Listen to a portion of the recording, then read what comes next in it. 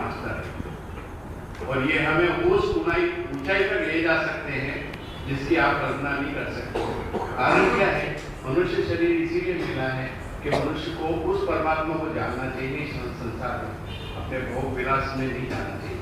तो इनके पास ऐसी क्रिया है, ऐसी रास्ता है, ऐसी समझ है जिसके द्वारा हम उस हरिद्वार को अपनी इस शरीर रूपी गाड़ी और मन रूपी ड्राइवर को वहाँ ले जाने में सक्षम होंगे।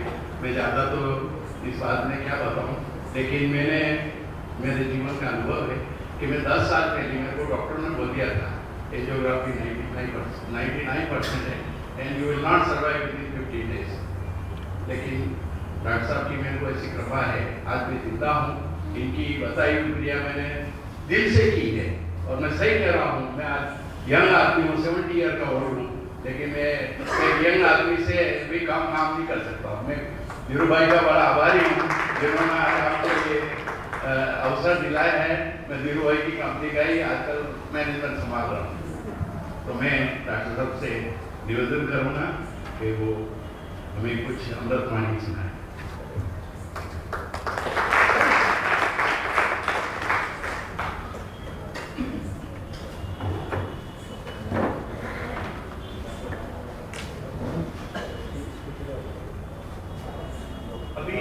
जिससे भी मोबाइल चालू हो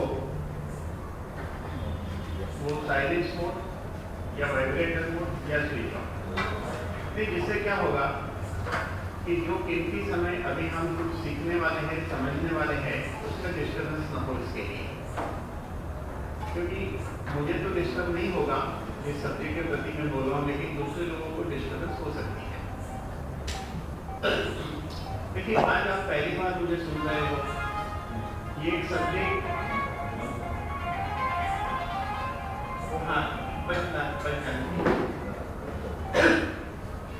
तो ये एक सब्जेक्ट काफी बड़ा सब्जेक्ट होता है।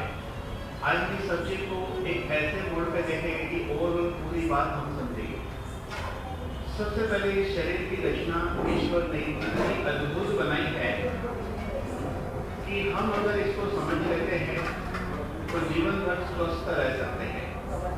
लेकिन हमें पहले समझना यह है कि स्वास्थ्य क्या है, हेल्थ कितने प्रकार की है। हेल्थ होती है टोटल 5 प्रकार की। सबसे पहले है फिजिकल हेल्थ। और फिजिकल हेल्थ का इतना इम्पोर्टेंस है कि अगर आप एक गाड़ी लेते हो 3 लाख, 5 लाख, 10 लाख, 20 लाख की, उसकी हम केयर करते हैं और कर भी चाहिए क्योंकि पैसा लगा है और ये शरीर हमें फ्री में मिला है, पैसा नहीं लगा है, नहीं केयर करते। ऐसा ही होता है। क्यों ऐसा होता है? क्योंकि हमारी दौड़ जब से समझ आती है हमारी दौड़ है धनसुख भाई। धनसुख भाई हमारी दौड़ है। जैसे ही धनसुख भाई आ गए हमारी दौड़ शुरू होती है मनसुख भाई, खाओ पियो घूमो फिरो। लेकिन ये धनसुख भाई और मनसुख भाई की दौड़ में ये धनसुख भाई साइड में रह जाते हैं, जिसको हम शरीर कहते हैं। अगर धनसुख भाई के लिए कुछ करने की बारी आई तो हमारे पास एक चौथा इंसान और भी है, उसका नाम है मनहर लाल, यानी कि हमारा मन। ये वकील है। किसका वकील है? ये मनसुख भाई का वकील है। मनसुख भाई के लिए सब कुछ करने के लिए तैयार है। मनसुख भाई के लिए कोई परमिशन जल्दी नहीं मिलती है। कारण और एक पांचवी व्यक्ति है जिसका नाम है माया देवी। मायावती की बात नहीं कर रहे हैं, माया देवी यानी कि कर्म के अनुसार हम बहते हैं, उसको तोड़ने के लिए जबरदस्त पुरुषार्थ लगता है। तो इसीलिए पहली हेल्थ फिजिकल हेल्थ हमारा पहला कर्तव्य ये बनता है कि हम इसकी केयर करें। जिस तरह हम गाड़ी की एक कीमती गाड़ी की केयर करते हैं, इस तरह इसकी भी केयर होनी चाहिए। गाड़ी दूसरी खरीद सकते हैं, शरीर दूसरा नहीं मिलेगा। बैंक बैलेंस बढ़ता तो दिखता है, बैंक बैलेंस घटता तो दिखता है, लेकिन एक उम्र के साथ शरीर का बैलेंस घटता ही है, यानी कि इंसान वृद्धत्व की ओर आगे जाता है। अगर हम इसको समझेंगे तो ईश्वर ने ये शरीर ऐसा बनाया है कि 120 साल तक आप स्वस्थ रह सकते हैं, और 120 साल लाइफ होती है ह्यूमन बॉडी की, ऐसा शास्त्र ने भी बताया है। कारण यह है कि जितने भी ग्रहों की दशा अगर हम टोटल करते हैं तो 120 साल होता है। ग्रहों की दशा 120 साल होती है। नक्षत्र होते 27, हर नक्षत्र के मतलब वो सिस्टम है एस्ट्रोलॉजी की, अभी उसमें नहीं जाते, सब्जेक्ट लंबा हो जाएगा। मतलब 120 साल उसकी दशा होती है, इसलिए 120 साल जिया जाता है। अब ये शरीर को स्वस्थ रखने के लिए पास्ट लाइफ में लोगों को टाइम नहीं है, तो एक ऐसी टेक्निक 96 में डेवलप की थी हमने, जिसको जस्ट 15 मिनट 20 मिनट फॉलो करना है, जिसको फॉलो करने से ये तंसुर भाई की तरह है। तो पहला स्वास्थ्य है वो है शारीरिक स्वास्थ्य, दूसरी हेल्थ है, पहली हेल्थ है फिजिकल हेल्थ, दूसरी हेल्थ है मेंटल हेल्थ, मानसिक स्वास्थ्य। हर फिजिकल बीमारी के पीछे कहीं ना कहीं हमारी मानसिक स्थिति जवाबदार है। शरीर बीमार है तो मन बीमार है, मन बीमार होता है तो शरीर बीमार होता है। इसीलिए मेडिकल भाषा में हर बीमारी को साइकोसोमेटिक कहा है, यानी कि हाँ मन और शरीर है, मन और शरीर दोनों है। लेकिन आज परिस्थिति क्या है मेंटल हेल्थ की, जिसके बारे में ध्यान नहीं दिया जाता है। मेरे पास एक मरीज का एग्जाम्पल है, 67 ईयर के, मेरे पास आने के 2.5 ईयर पहले उसको लकवा हुआ। हमने उनको कहा जरूर आपके सिर में कोई मोजा होगा, उन्होंने कहा नहीं मेरे पास इतने पैसे मेरी 7 पीढ़ी खा सकती है। मैंने कहा बहुत अच्छी बात है, कल से मैं आपकी 8वीं पीढ़ी अपना धंधा बंद। बोले नहीं ऐसा नहीं हो सकता। मैंने कहा कोई बात नहीं, अपना काम चालू रहेगा। इंक्वायरी करने पर पता चला पहला लड़का 42 ईयर का कुछ नहीं करता था, दूसरा लड़का 40 ईयर, तीसरा लड़का 37 ईयर, तीसरे लड़के ने जस्ट बिजनेस में इंटरेस्ट लेना शुरू किया। ये 3 है गुजर। शायद यही घटना धीरूभाई अंबानी के साथ हुई। गुजर जाने के 13 साल पहले उनको लकवा हुआ, 2002 में गुजर गए, 13 साल पहले लकवा हुआ, 14 साल पहले पैसा कमाया। पहले साल इतना पैसा कमा लिया कि शायद उनको डाउट हो गया होगा कि मेरे 2 बच्चे संभाल पाएंगे कि नहीं। होनहार और काबिल ये तो बाद में प्रूव हुए। जिसको भय होता है घुटने पर असर होती है, financial insecurity, spinal cord problem. Financial security क्या है? पैसा है तो चले जाने का डर, नहीं है तो नहीं आने का डर, है तो भी प्रॉब्लम, नहीं है तो भी प्रॉब्लम। ऐसी कंडीशन में रेट की हड्डी पर असर पड़ती है। सिंपल बात यह है, कहने का मतलब ये कोई एग्जाम्पल एनालिसिस है। आप एनालिसिस करो तो बहुत बीमारी में साइको एनालिसिस होगी, लेकिन यहाँ एक सिंपल बात कहूँगा, आपको बीमारी कोई भी हो, आपको काम एक ही करना है कि आपको यहाँ पर कौन सी चीज रोज तकलीफ दे रही है। सुबह उठने के साथ आप नोट करिए, रात को सोने तक कौन सी चीज मुझे तकलीफ दे रही है। अगर आपको जो भी चीज तकलीफ दे रही है, सबसे पहले उसका सोल्यूशन करिए, क्योंकि यही चीज एक दिन आपको शारीरिक बीमारी में ले जाएगी। तो पहला सोल्यूशन वो ढूंढो कि हमें कौन सी चीज सुबह से रात तक तकलीफ देती है, यहाँ पर उसका इलाज यानी बहुत बड़ी ट्रीटमेंट होती है। उसके बाद हम बात करें तीसरे प्रकार की हेल्थ। पहली हेल्थ है कि फिजिकल हेल्थ, दूसरी मेंटल हेल्थ, तीसरी है सोशल हेल्थ यानी कि सामाजिक स्वास्थ्य। अगर मेरा दोस्त मेरे मोहल्ले में सबसे बड़ी बिल्डिंग बनाता है तो सबसे ज़्यादा खुशी किसको होगी? नेचुरली मेरे दोस्त को होगी, क्योंकि मैं ये सोचूंगा पिछली बेंच पे बैठता था, पीछे से 3 का नंबर आता था, इसका होमवर्क मैं करता था, आज ये बड़ा आदमी कैसे हो गया? पॉसिबल नहीं है। तो ऐसे जो आदमी कामयाब हो जाता है, लोग उससे दूर भागते हैं, ऐसा हमने देखा। उनके मित्र उससे दूर होने लगते हैं क्योंकि उन्हें बर्दाश्त नहीं है। तो मैं कहता हूं अब उनके टच में रहिए और देखो उनके अंदर ऐसी क्या खासियत है कि एक बिल्डिंग बना दी, आप तो होशियार हो 4 बिल्डिंग बना लोगे। हम तो मानते हैं कि हम ज्यादा होशियार हैं, तो उन्होंने ऐसा क्या काम किया, ऐसे कौन सी लगन से कौन से सिस्टम से काम कर रहे हैं ताकि हम भी करें। बाजू वाले की गाड़ी आई तो मुझे प्रॉब्लम, मेरी गाड़ी आई तो बाजू वाले को प्रॉब्लम।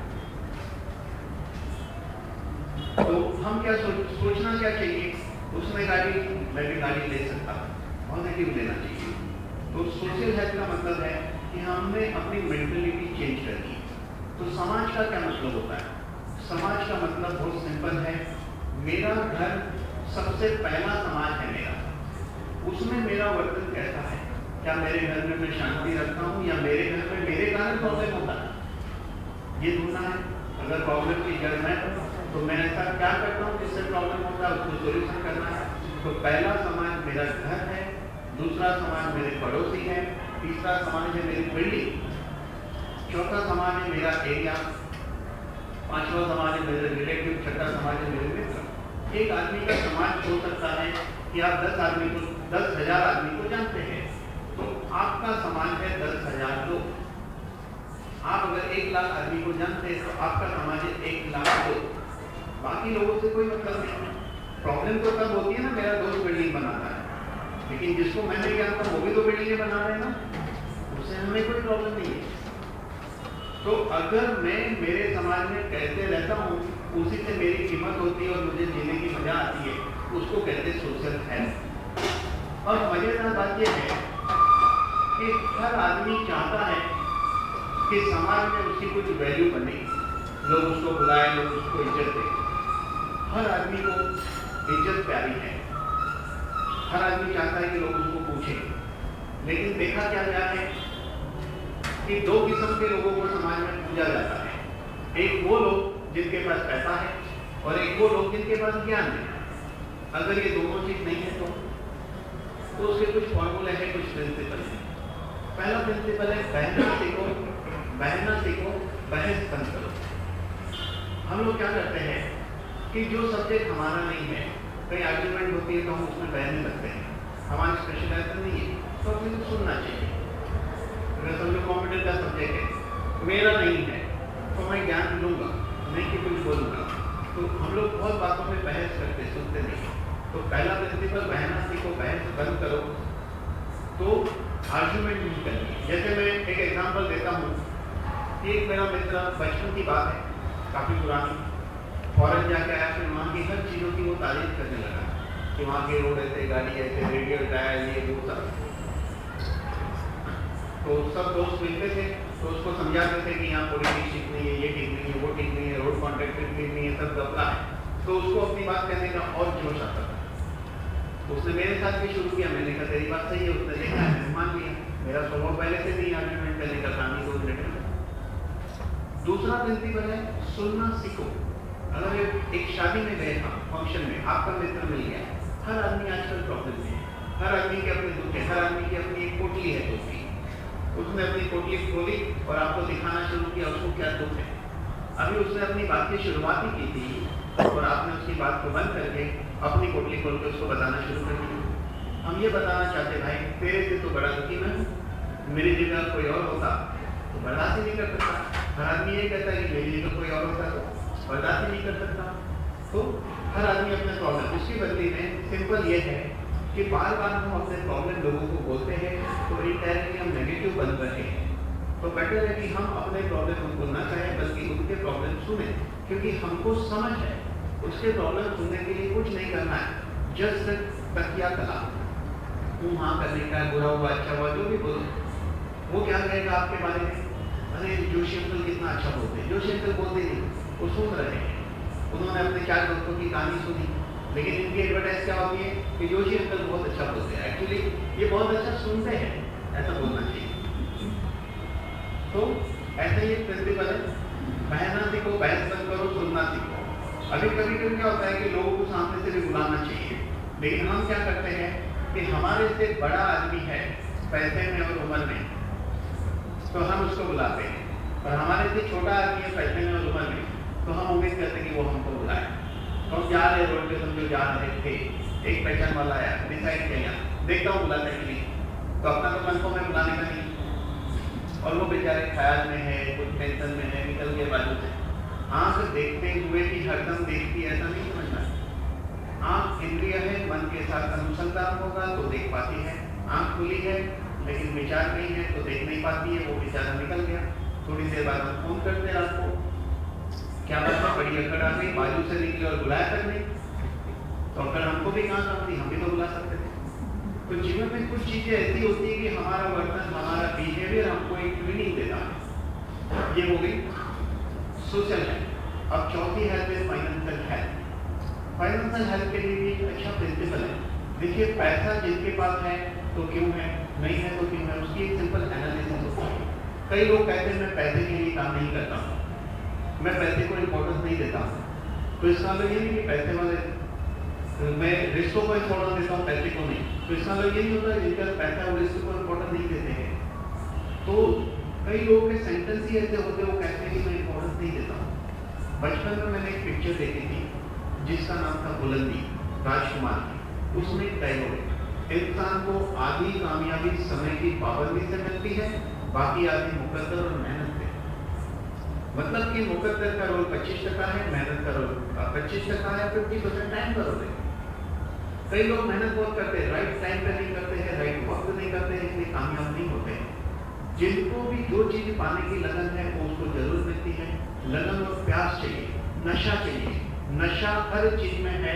हमें पीना ना आया, जिंदगी खूबसूरत है लेकिन ना आया।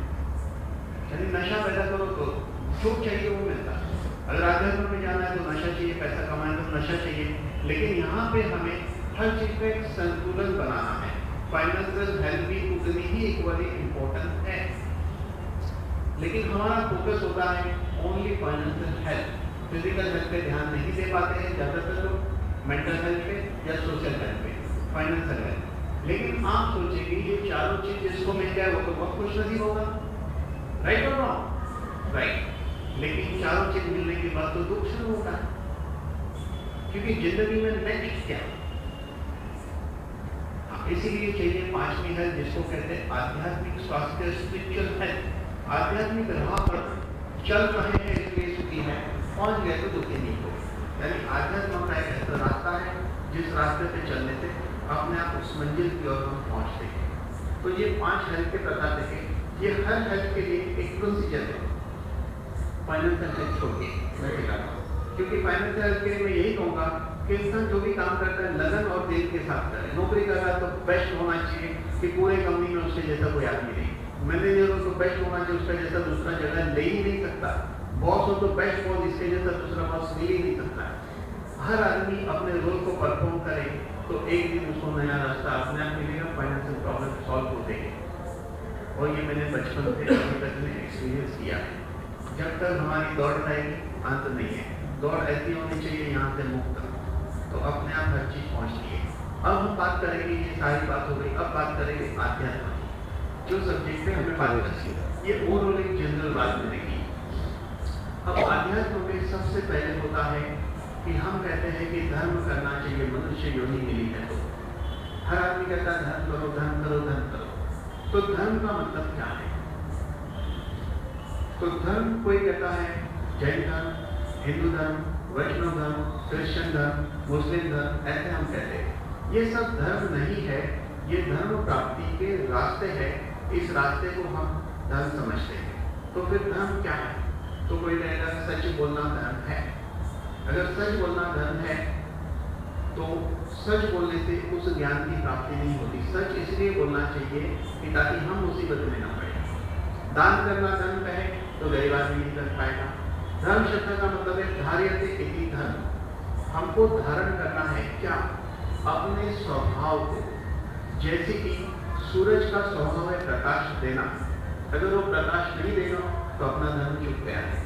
अग्नि का स्वभाव है जलाना, अग्नि जलाएगा नहीं तो अपना धर्म चुप गया है। पानी का स्वभाव है गीला करना, वो गीला नहीं करे तो अपना स्वभाव चुप गया है। हर चीज के अपने स्वभाव को धर्म कहते हैं। तो मनुष्य का स्वभाव क्या है? मनुष्य का स्वभाव है ध्यान। मनुष्य का स्वभाव है ध्यान, और ध्यान के लिए बहुत इंपॉर्टेंट चीज है संबंध है माइंड के साथ। ध्यान के लिए संबंध माइंड। और ध्यान क्या है? बियॉन्ड माइंड की अवस्था को ध्यान कहते हैं। मन के उस पार जंप करना है। तो इसको समझने के लिए इंद्रियों को समझना होगा। 5 ज्ञानेंद्रिय, 5 कर्मेंद्रिय, मन, बुद्धि, चित्त, अहंकार, आत्मा, ये क्रम है। तो इस धर्म की प्राप्ति के इस पृथ्वी पे 2 तरीके से प्राप्त किया जाता है। जितने भी पंथ है जिसको हम धर्म कहते हैं, तो उसको दो हिस्सों में बांटा जा सकता है। पहला हिस्सा है हम कहेंगे मन का रास्ता, दूसरा हिस्सा है इसको कहेंगे प्राण का रास्ता। मन द्वारा मन के पार पहुंचे तो धर्म की प्राप्ति हो, प्राण द्वारा मन के पार पहुंचे तो धर्म की प्राप्ति हो। अल्टीमेटली दोनों रास्ते से पहुंचा जाता है एक ही जगह पर। तो मन का रास्ता क्या है? जैसे मन के रास्ते की अगर एग्जाम्पल लिया जाए, पूजा करना, कीर्तन करना, भजन करना, माला जपना, ये सब मन का रास्ता है। मन द्वारा मन के पार जाना। उस रास्ते में भी माला की भी अपनी विधि होती है। सबसे इम्पोर्टेंट हमने देखा है लाइफ में कि हर धर्म में माला जपते हैं। कोई भी धर्म का इंसान को माला जपते हुए हमने देखा है। तो यहाँ पर बात यह है, इस पृथ्वी पर हर चीज का एनालिसिस योग के अलावा कुछ नहीं है। अगर मंत्र योगी है तो हम कहेंगे कि वो मंत्र योगी है, मंत्र का साधक है, लेकिन है योगी। मन का मान है, लेकिन घटित होता है योग कि जो मंत्र योगी है यम नियम को फॉलो करता है। यम नियम मतलब विचार शक्ति, आहार शक्ति और नियमित करना, इन तीन इसमें समावेश होता है। तो रोज मंत्र जपना, आचार विचार फॉलो करना, यम नियम हो गए। यम नियम के बाद है आसन। एक ही आसन में बैठकर बहुत देर तक माला जपना। अब माला जपने की बात है तो आपको पता होगा कि माला होती है 108 मन की। क्यों 100 नहीं है, क्यों 99 नहीं है, क्यों 110 नहीं है? कुछ तो साइंस होगा ना इसके पीछे। तो इसके पीछे साइंस ये है कि हमारी ये पृथ्वी गोल है 360 डिग्री, लैटिट्यूड लॉन्गिट्यूड से 3 हिस्सों में डिवाइड होती है। तो 360 into 3 1080। पिछला 0 निकाल देने से 108 बचता है। अगर आप एक माला जपते हैं तो पृथ्वी की परिक्रमा का फल मिलता है।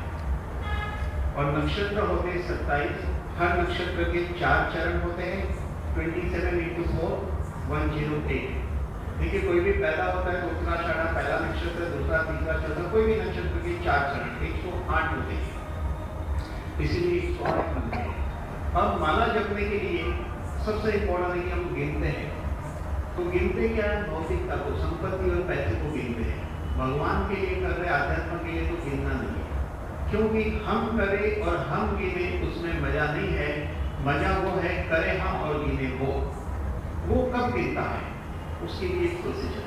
तो उसका नियम यह है कि जिस मंत्र को हम जपते हैं उसको जब तक भूल नहीं जाएंगे तब तक वो मंत्र सिद्ध नहीं होता है।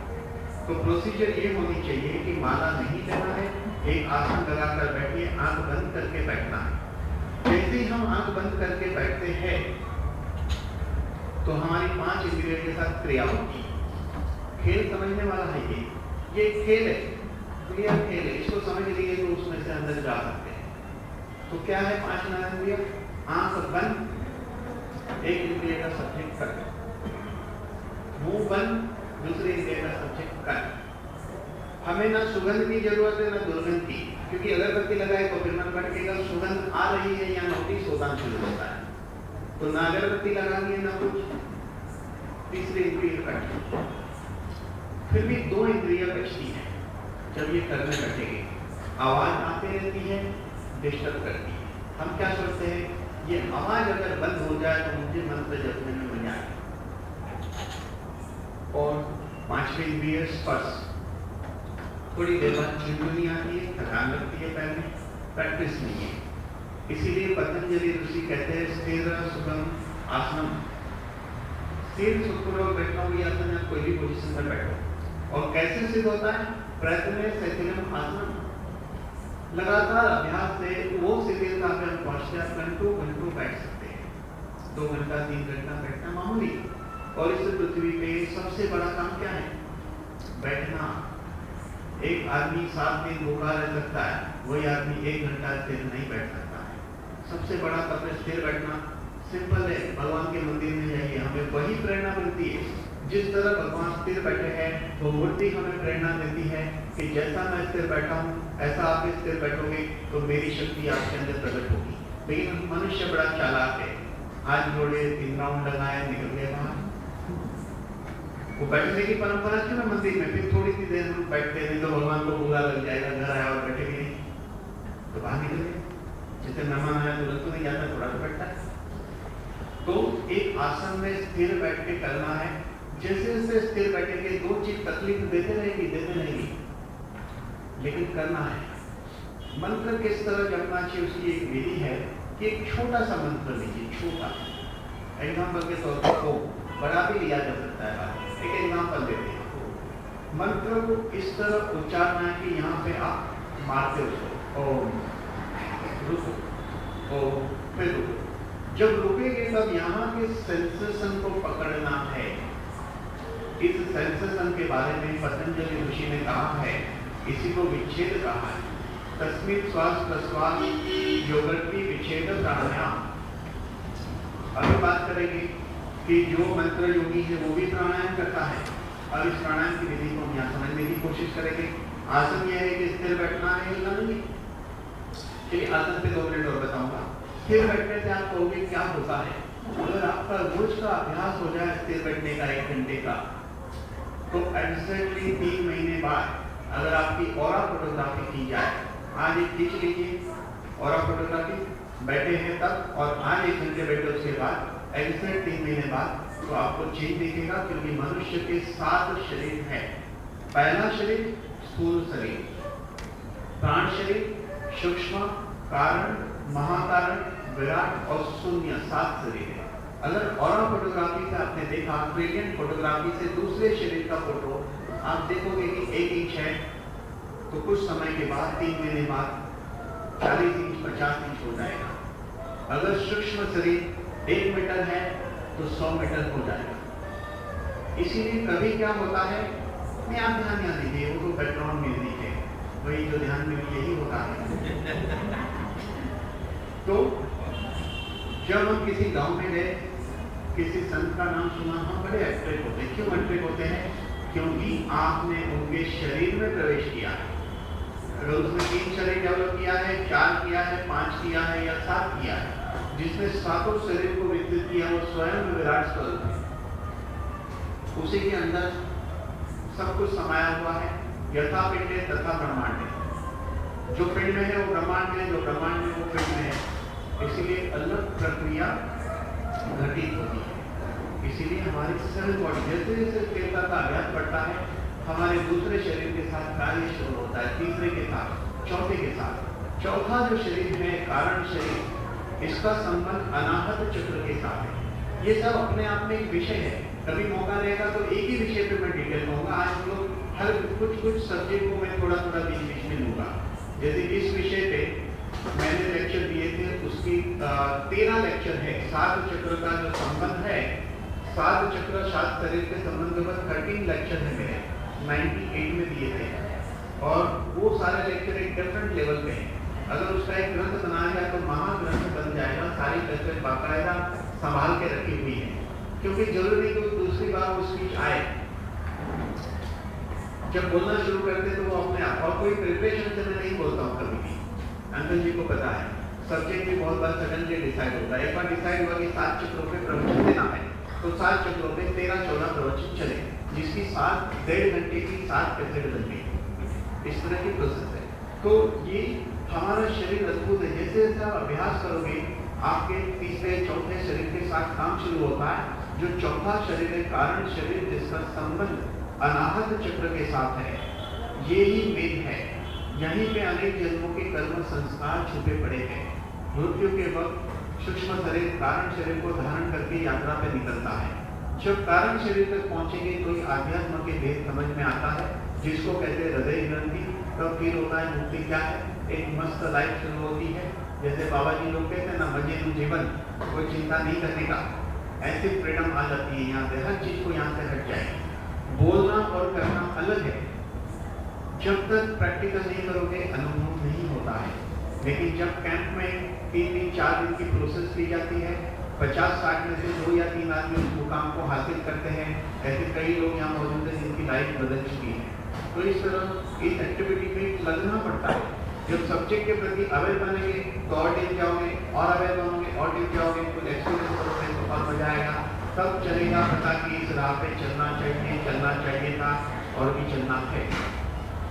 शरीर हो गया। अब हम बात करेंगे काउंटिंग की, प्राणायाम की, कि तस्वीर सदी श्वास प्रश्वास चौगर्ती विच्छेद प्राणायाम, ये प्राणायाम की व्याख्या है।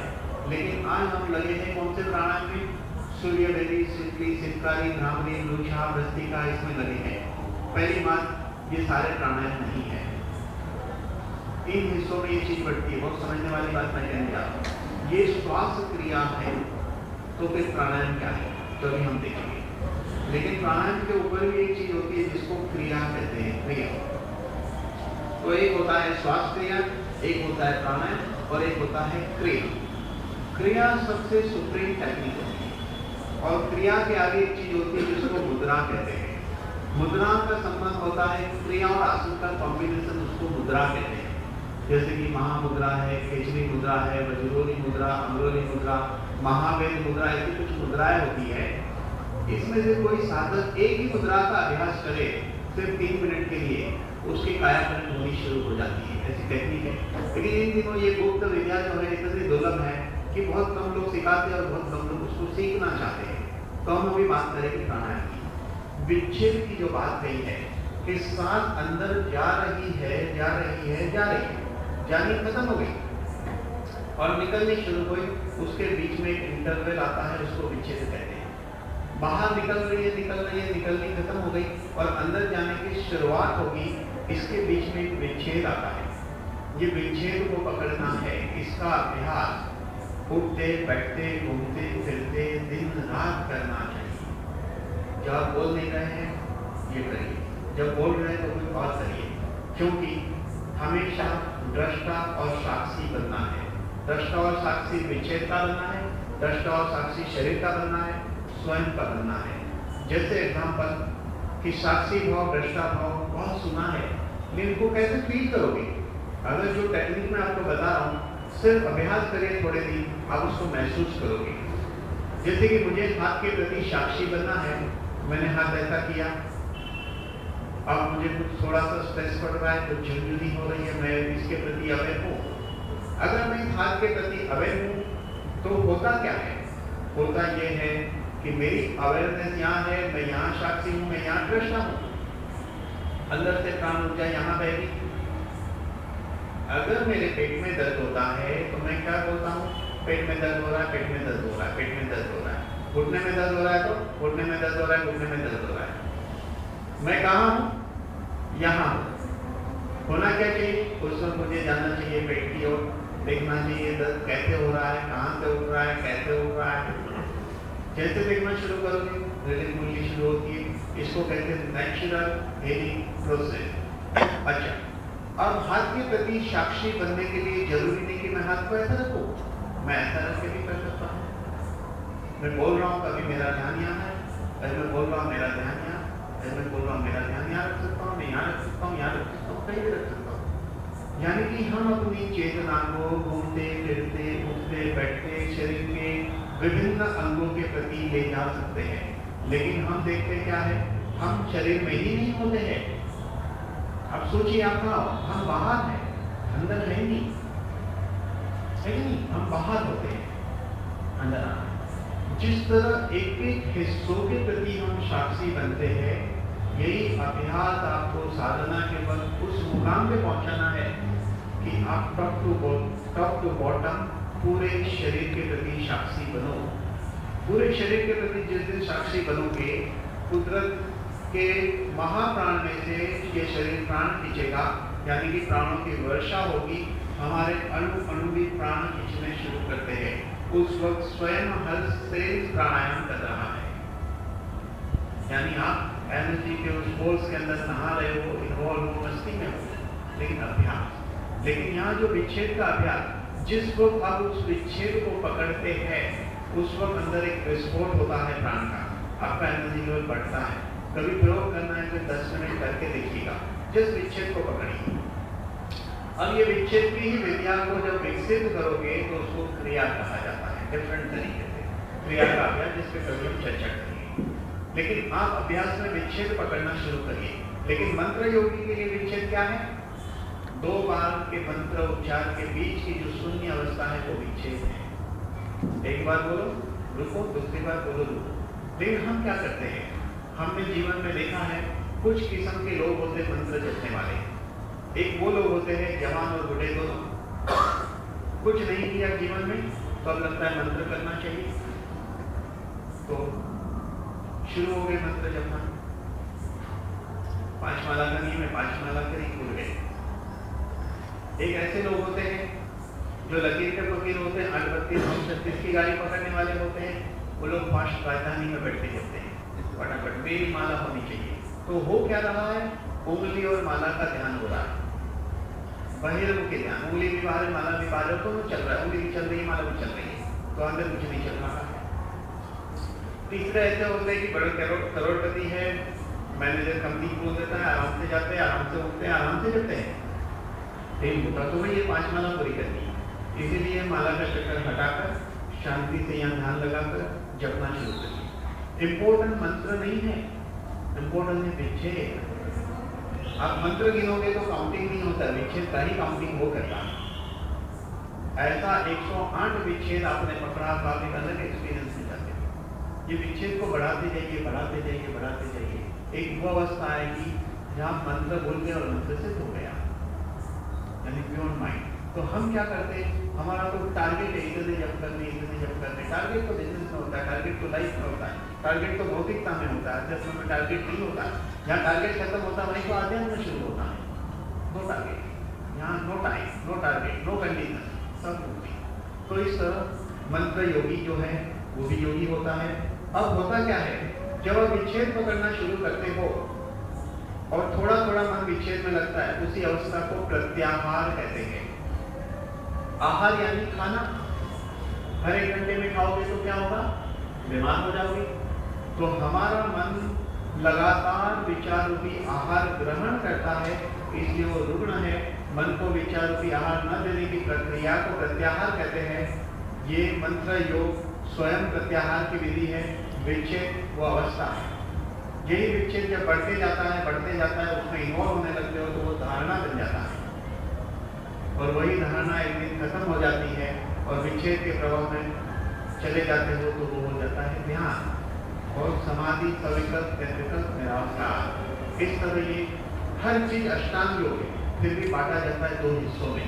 तो मन को वश करना है तो शरीर को वश करना पड़ेगा, स्थिर करना पड़ेगा। शरीर की स्थिरता से मन की स्थिरता आनी शुरू होती है, इसलिए बिल्कुल हिले डुले बिना मंत्र की साधना की जा सकती है।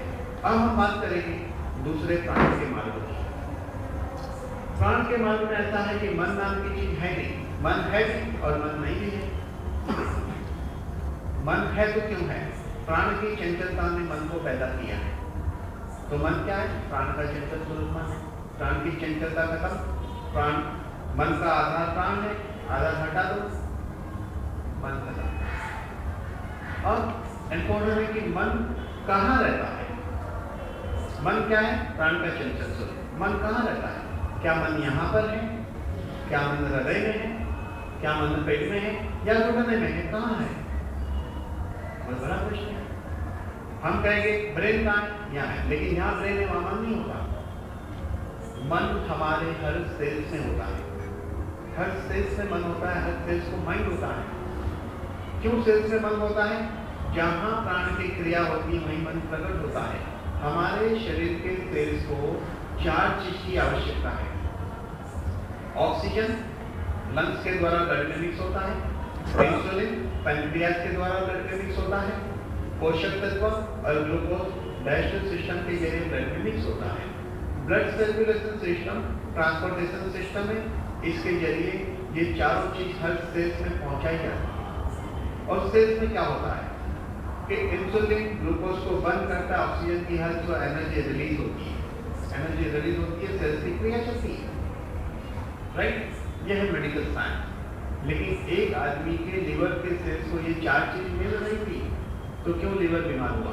एक आदमी के हार्ट को ये हार्ट के सेल्स को 4 चीज मिल रही थी, क्यों हार्ट बीमार हुआ, क्योंकि उस हिस्से की ओर 5वीं चीज नहीं पहुंच रही है, और वो 5वीं चीज होती है प्राण, जिसको प्राण कहते हैं। तो प्राणों की जो लीला हर सेल्स में हो रही है, हर सेल्स को इतना प्राण पहुंचा दिया जाए क्रिया के अभ्यास से, तो एक वो अवस्था आती है कि कुछ सेकंड के लिए प्राण की जरूरत नहीं पड़ती है। वो अद्भुत क्षण होती है जहाँ पहली झलक मिलती है, ध्यान की पहली झलक बिल्कुल वैसी झलक होती है कि जब आप स्विमिंग सीखना शुरू करते हैं और 2-2 घंटे हाथ पैर मारते हैं और उसके बाद 2 मिनट तैर पाते हैं, तो उसी तरह लगातार अभ्यास से 2 सेकंड मिलती है। बस उसी एक्सपीरियंस को याद करो, वो बढ़ते जाता है। आध्यात्म की क्षण में वो आनंद होता है, आनंद, और भौतिकता में सुख होता है। सुख को याद करने से दुख होता है, आनंद को याद करने से मल्टीप्लिकेशन होता है। तो ध्यान एक बैलेंस है। ये उसी तरह जैसे स्विमिंग एक बैलेंस है। जब आ जाता है तो 2 मिनट मेहनत करते हो और 2 घंटा तैरते हो। साइकिलिंग क्या है? आ गई, पेडल मारे, चल पड़ी। सेम तरीके से ध्यान एक अभ्यास है, एक संतुलन है, एक बैलेंस है। लेकिन हमें समझना होगा मन को। प्राण का चंचल स्वरूप मन है। प्राण कहाँ रहता है? सेल्स में रहता है, हर सेल्स में है, अणु अणु में प्राण है। इसीलिए कहते हैं कण कण में भगवान है, अणु अणु में भगवान है, यानी कि प्राण है। प्राण के जरिए हम उसे जानते हैं। प्राण प्रत्यक्ष ब्रह्म है। अब प्राण की क्वालिटी क्या है? इस मन की क्या क्वालिटी है? मन की खासियत है हर 4 सेकंड में ये दूसरे सब्जेक्ट पे जाता है। इसकी पहली खासियत।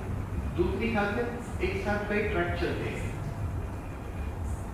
मेन ट्रैक ये है अभी, लेकिन साइड ट्रैक आपके अभी कुछ और होगी, इसको साइड ट्रैक कहते हैं।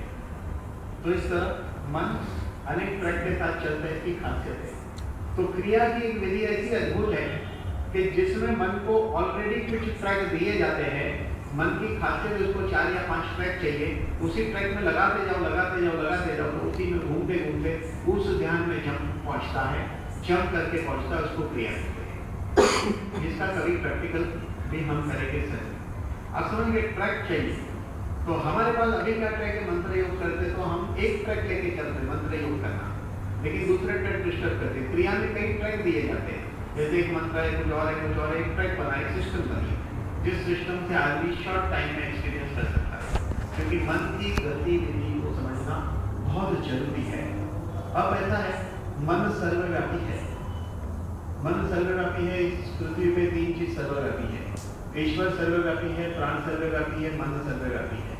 सर्वव्यापी ईश्वर को जानने के लिए सर्वव्यापी मन और सर्वव्यापी प्राण दोनों का एक साथ उपयोग करना हो। जब दोनों का एक साथ उपयोग किया जाता है तो एक्सपीरियंस बहुत फास्ट होता है। साइंस है ये। और एक्सपीरियंस उस लेवल पे होता है जहाँ आपको शारीरिक हेल्प मिलती है, मन की शांति मिलती है, आध्यात्मिक अनुभूति होती है और जीवन में परिवर्तन आता है। जीवन में परिवर्तन आता है। तो मन की सर्वव्यापकता ऐसी है कि मन की बहिर्मुखी सर्वव्यापकता है और मन की अंतर्मुखी सर्वव्यापकता है। बहिर्मुखी सर्वव्यापकता ये है कि मन एक क्षण में वहां जा सकता है जहां कभी गए थे। जैसे मनहर उदास की एक गजल है गुजराती में, जो गुजराती होगा उन्होंने सुना ही होगा, वर्षों जोइए या जवाने या क्षणमा जई पहुंचो। बहुत फेमस गजल है मनहर उदास की। यानी बहिर्मुखी। अंतर्मुखी सर्वव्यापकता यह है कि शरीर के हर सिर से वो फैला हुआ है। तो यही सर्वव्यापक जो है मन, इसका खेल शुरू होता है। तो अब हम बात करेंगे ऐसी विधि पे, जिस विधि के अभ्यास से मैं यहाँ तक कहूँगा कि सिर के बाल से पैर के नाखून तक, कैंसर से लेके कोई भी बीमारी ठीक हो सकती है। 3 महीना मेरी बात मानने का बात में छोड़ देना है बिल्कुल। 3 महीना ईमानदारी से। मैं मेरे हर प्रवचन में एक शब्द पे बहुत भाग देता हूँ और वह शब्द है ईमानदारी। ईमानदारी, ये एक सब्जेक्ट पे मैं बोलूँगा अभी। फिर हम लोग क्या, आज मैंने काफी जनरल बात की, एक दिन एक सब्जेक्ट नक्की करके मैं एक ही पे बोलूंगा, एक ही सब्जेक्ट पे, तो मुझे भी बोलने की मजा आ रही है। अभी मुझे भी क्या है, सारे सब्जेक्ट में से एनालिसिस करने में करके बताना होता है। जिस दिन बात करेंगे ओनली क्रिया पे बात करेंगे, एक दिन ओनली नाभिक क्रिया पे बात करेंगे, एक दिन ओनली प्राणायाम की विधि पे बात करेंगे कि एक्चुअली प्राणायाम एग्जैक्टली क्या होता है, कैसे करना चाहिए। लेकिन आज हम एक पहली बेसिक क्रिया की बात करेंगे। एक साधे सब सदे, सब साधे सब टूटे, देखा देखी साधे जो मिटे काया बड़े लोग। एक टेक्निक परफेक्ट सीखो, एक समय तक भरोसे से करो, एक्सपीरियंस होता है तो मानो, नहीं तो उसको छोड़ो, आगे बढ़ो। जीवन बहुत कीमती है, टाइम पास नहीं करना। जीवन बहुत कीमती है, टाइम पास नहीं करना चाहिए, आगे बढ़ो। तो आज मैं जो विधि बताऊंगा ये बड़ी अद्भुत विधि है।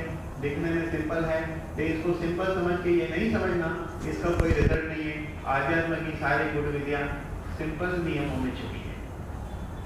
ये विधि क्या है? ये विधि का संबंध हमारी श्वास क्रिया के साथ है। हम 1 मिनट में कम से कम 15 बार सांस लेते और छोड़ते हैं। 1 घंटे में 900 बार सांस लेते छोड़ते हैं। 24 घंटे में 21,000 बार सांस 21,600 बार सांस लेते छोड़ते हैं। ये विधि में इसकी एडवांस टेक्निक ये है कि 1 मिनट में 2 श्वास क्रिया होनी चाहिए। तो 1 घंटे में कितनी बार होगी? 120 टाइम। जबकि अगर ये आप नहीं करते तो 900 चलता। आपने कितना सांस बचाया? 780। 780 को 1 मिनट के 15 के हिसाब से चलने के लिए 52 मिनट लगते हैं। आपकी लाइफ 52 मिनट बढ़ गई। जो इंसान ऐसा लगातार एक दिन में इसकी योजना करे, जिस दिन आपके जीवन में 1 दिन का डिफरेंस आ जाएगा, उस दिन आप देखो आपको सब चीजों से मुक्ति मिलेगी। क्योंकि जिस वक्त कुदरत ने घटना घटित करनी है, ग्रह नक्षत्र ने इतने सांस पे ये होने वाला आप नहीं हो, और जब आप हो तब कुदरत नहीं है। एक साल में टूटता है, इसीलिए न योगी का कोई कुल होता है न कोई मूल होता है। और ये वो विद्या है जो मैं भी बताने जा रहा हूँ। कैंसर ठीक हुए एग्जाम्पल है, जोशी अंकल जी बैठे, 10 साल हो गए, हार्ट का ब्लॉकेज ठीक है, 15% पंपिंग थी, लोग जॉब दे चुके थे, 10-11 साल पहले की बात है। मैं इनको कभी नहीं जानता था, किसी ने मेरे पास भेजा, उन्होंने मेरी बात सुनी, उनको समझ में आया, उन्होंने जस्ट फॉलो करना शुरू किया। पर इसलिए कि वहाँ पे होता था, वहाँ एक सब्जेक्ट वाइज ही होता था। उन्होंने जिस दिन सुना था एक पूरा सब्जेक्ट लिखा होते, इसलिए वो पूरा सब्जेक्ट उनकी समझ में आया, उन्होंने अपनाया। अब करना क्या है मैं बताऊंगा आपको। कुर्सी पे बैठ के किया जा सकता है, कुर्सी पे बैठ के किया जा सकता है, जमीन पे बैठ के किया जा सकता है, हवाई जहाज में किया जा सकता है, कई जगह किया जा सकता है। लेकिन ढंग का आ गया, घर में कुर्सी पे या जमीन पे बैठकर होता है। चेयर पे करना है तो सीधे बैठिए। अब मैं कराऊंगा, लेकिन क्योंकि पहले मैं थोड़ा सा एक्सप्लेन करूंगा। और नीचे पैर टच न हो इसके कुछ मैट रखिए। चेयर हो तो वो लकड़ी की या प्लास्टिक की हो। बैठना है तो नीचे गोल्डन ब्लैंकेट डाल के बैठना चाहिए। और बैठना कैसे है? स्ट्रेट बैठना है। जो लोग जमीन पे बैठते हैं, एक पिलो रखना चाहिए यहाँ पर, ताकि बैकबोन सीधी रहे और आप ज्यादा देर बैठ सकते हो। आंखें बंद करके करना होता है इसको।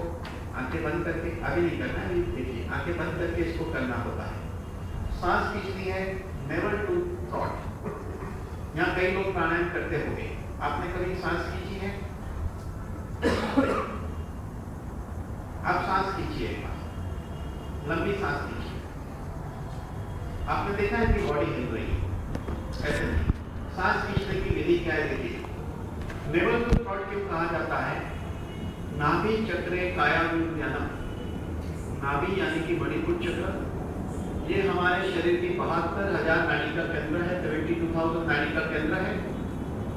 सूक्ष्म शरीर के साथ इसका संबंध है। ये सारी नाड़ी जो होती है ना, वो सूक्ष्म शरीर में होती है।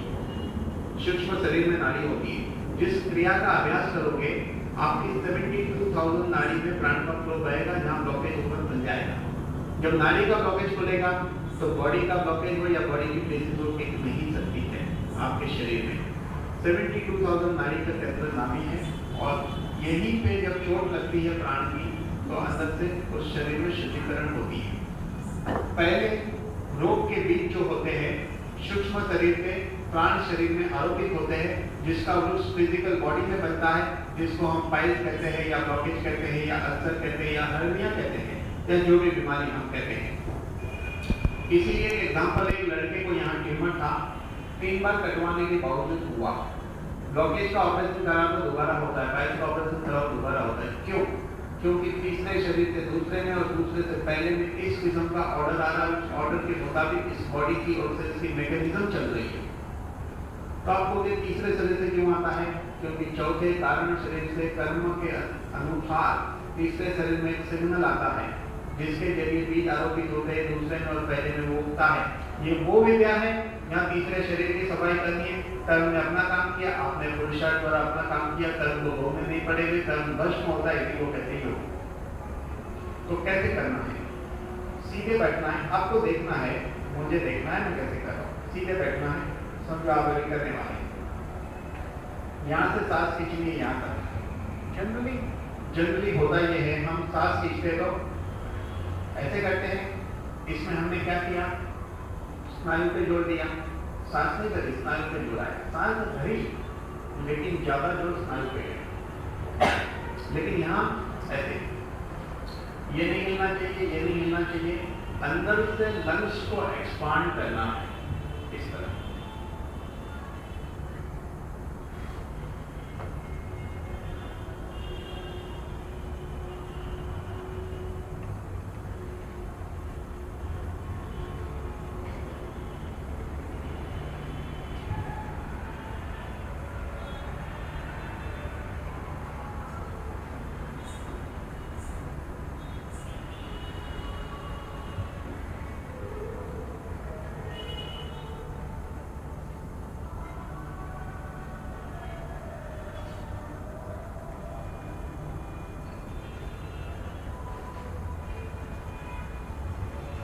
कहीं कोई जोर नहीं पड़ रहा है, कहीं कोई जोर नहीं पड़ रहा है। यहाँ की पावर को लगाना है, अंदर ऑर्डर देना है, सांस खींचना है।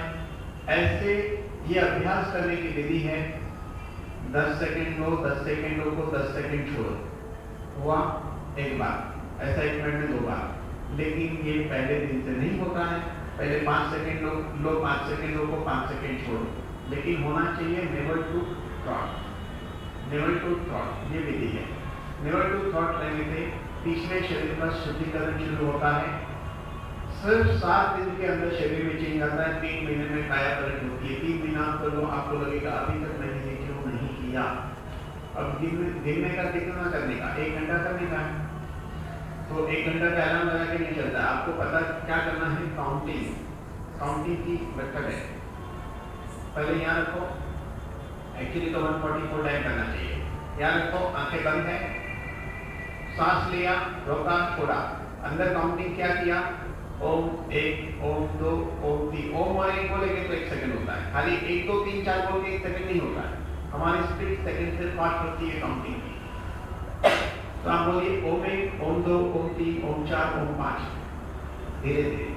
तब तक लिया, यहाँ ध्यान रखो, ओम 5 बोलो तब तक रोको, ओम 5 बोलो तब तक छोड़ो। हो गया 1। जैसे जैसे अभ्यास बढ़ेगा 6 काउंटिंग, 7 काउंटिंग, 10 काउंटिंग बढ़ेगी। 1 हो गया, फिर से सांस लो, रोको, छोड़ो, टाइम काउंटिंग अंदर करो। 2 हुआ, 3 हुआ, ऐसे गिनते जाइए, बस 12 हो गया। जब यहाँ 12 हुआ तो इस हाथ पे 1 बनाइए, 1 राउंड। फिर 12 हुआ 2 राउंड, फिर 12 हुआ 3 राउंड। दोनों हाथों का उपयोग हो रहा है और 12 राउंड हो गए तो 144 टाइम हो गया। इसलिए कबीर जी कहते हैं 5 पहर चद्दर तान सोया, 3 पहर संसार में खोया। पहर में 3 आवर्स, 1 पहर में 3 आवर्स। 5 पहर संसार में खोया, 3 पहर चद्दर तान सोया, बिना 1 पहर कैसे मिले हरी। यानी ये दुकानदारी जैसा मामला है। उसी तरह जिस तरह हम बिजनेस को करते हैं, ये भी एक बिजनेस है। इसको बिजनेस की तरह करना है। जिस तरह रोज दुकान खोलते उसी तरह रोज आसन लगाना है, ये एक बिजनेस है। धंधा कब होगा, दुकान रोज सुबह खुलेगी। वो धंधा अपना यही एक्सपीरियंस होना चाहिए, धंधा है। अध्यात्म की कमाई अलग है, ये कमाई साथ जाती है, वो कमाई पीछे वाले को काम आती है, बेकार नहीं जाती है। क्योंकि वो भी अपने लोग, इसके लिए हम छोड़ के जाते हैं। जरूरी है छोड़ के जाना, जरूरी है कमाना, हर चीज अपनी अपनी जगह इंपॉर्टेंट रखती है। तो अभ्यास करना है अभी, चलिए।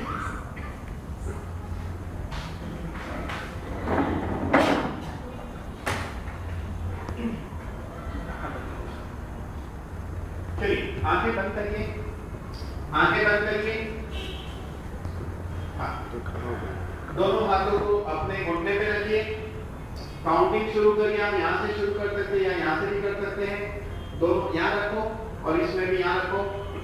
आंखें बंद, पहले आंख खुली रखे करो, बाद में आंख बंद करके करना। सीधे बैठना है बिल्कुल, लेवल पे थॉट तक, नाभि से कंठ तक सांस खींचिए और खींचने के बाद आप अभी खींचिए, छोड़िए। काउंटिंग बाद में करवा समाप्त बंद करके। अभी खींचो, छोड़ो, करो थोड़ी देर। मैं ऑब्जर्व करता हूँ, ऑब्जर्व करूंगा। How much do you hold the breath? How much time? Equal ratio, equal ratio क्यों कर रहे थे उसके ऊपर भी कंसर्न है कि हम लोग नेक्स्ट टाइम में डिस्कस करें 1:1:1 रेशियो, मतलब 5 सेकंड लिया 5 सेकंड को 5 सेकंड इक्वल रेशियो, और मैक्सिमम अपने को 10 सेकंड पे ही जाना है, उसके आगे जाना नहीं है। इसमें 10 सेकंड लेना है, 10 सेकंड रोकना है, 10 सेकंड छोड़ना है, ऐसा 144 टाइम करना चाहिए। एक ही चीज का लगातार अभ्यास करो और 3 महीने में चेक करिए और एक्सपीरियंस यहीं पे शेयर करिए ताकि जो नहीं करते उनको करने की प्रेरणा मिले। चलिए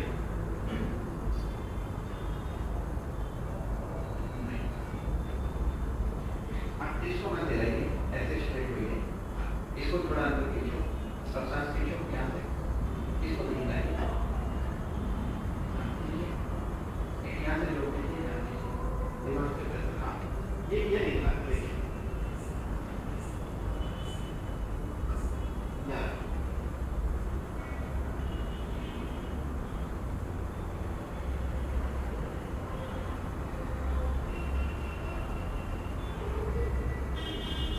अभी आंखें बंद करके करिए, आंखें बंद और काउंटिंग के साथ आंख बंद करिए, शुरू करिए। होल्ड करते हैं then you have to concentrate eyebrow centre, आंखें बंद करिए, काउंटिंग के साथ ओम 1, ओम 2, ओम 3, ओम 4, ओम 5 गिनते हुए सांस लो। सांस लेने के बाद अपने ध्यान को आईब्रो सेंटर पर काउंट केंद्रित करके ओम 5 की काउंटिंग करिए, यानी कि ब्रीथ होल्ड करना है। फिर धीरे धीरे 5 काउंटिंग गिनते हुए सांस छोड़िए। ये 1 हो गया, उंगली में 1 पॉइंट आगे जाइए क्योंकि दूसरी काउंटिंग की ओर जा रहे हैं। फिर से सांस लो,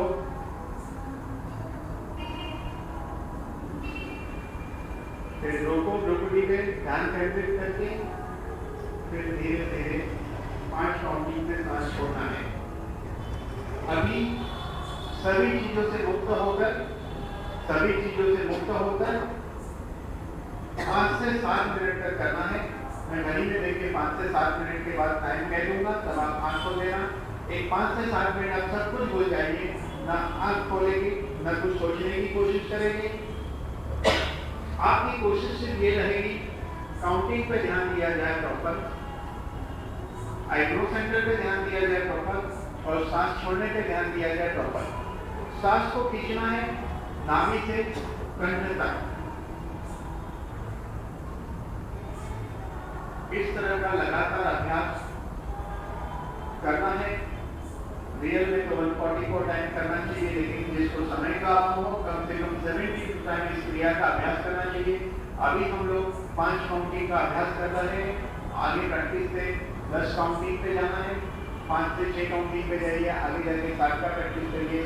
1 महीने बाद 15 दिन बाद ऐसे अभ्यास करते करते 6-8 महीने के बाद आप लोग 10 काउंटिंग पे इजीली पहुंच जाओगे, यानी कि 10 सेकंड लेना, 10 सेकंड रोकना, 10 सेकंड छोड़ना, उसमें आप पहुंच सकते हैं उस मुकाम पे। उस मुकाम पे पहुंचने से इस क्रिया में एक मास्टरी हासिल होती है। इसके बाद आगे की कुछ प्रैक्टिस होती है, क्रिया की वो इजीली आप सीख सकते हैं। दिखने में बहुत सिंपल है लेकिन बहुत अद्भुत है। इसको आप कई जगह प्रयोग कर सकते हैं। ट्रेन में भी ऐसा अभ्यास किया जा सकता है, बैठकर हवाई जहाज में किया जा सकता है, क्योंकि हमारा सबसे बड़ा साथी हमारा सांस है, हमारे साथ हमेशा होता है। आप उसके साथ रहो फ्री टाइम में और उसको